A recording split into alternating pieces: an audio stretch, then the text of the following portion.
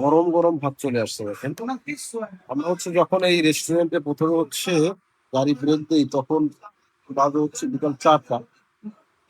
Almost প্রায় 10 minute পরে হচ্ছে ভাত আসছে। আর ভাতটা একদম গরম। আমরা অর্ডার দিলাম হচ্ছে মুরগি।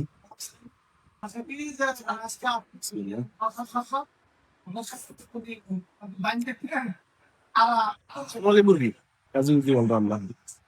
ওই যাত্রাপথে যেটা হয় আর কি, বাস খেতে হবে এই জন্য খাই আমরা। এটা হচ্ছে খাসির কলিজা। দেখা যাক খাসির কলিজাটা কেমন লাগে। কোন থেকে একটু স্মেল আসে। খাওয়া দাওয়া কমপ্লিট। মাশাল্লাহ 4 জন খেয়েছি এখানে। 4 জনের হচ্ছে বিল ছিল টোটাল হচ্ছে 900 টাকা। খেয়েছি হচ্ছে মুরগি আর খাসির কলিজা। কিন্তু খাসির কলিজাটা খুব বেশি একটা ভালো ছিল বলে মনে হয় না। ওটার ভিতরে যে খাসির যে ফ্যাপসা আছে না, যেটা দিয়ে একটু স্মেল আসে সাদা সাদা, ওইটাও দিয়ে দিচ্ছে ওরা কলিজার ভিতরে আর কি। হ্যাঁ, তবে খাবারটা ছিল মোটামুটি আর কি, সচরাচর সব হোটেলে যা থাকে। মানে আল্লাহ আল্লাহ করে যেন ওই যে 3 দিন 4 দিন আগের বাসি খাবার না দিয়ে দেয়, ওইটা না দিলেই হয় আর কি। হ্যাঁ, যাই হোক মাশাআল্লাহ খাওয়া দাওয়া হয়েছে। তো এখন হচ্ছে আবার আমাদের যাত্রা শুরু হলো বরিশালের দিকে।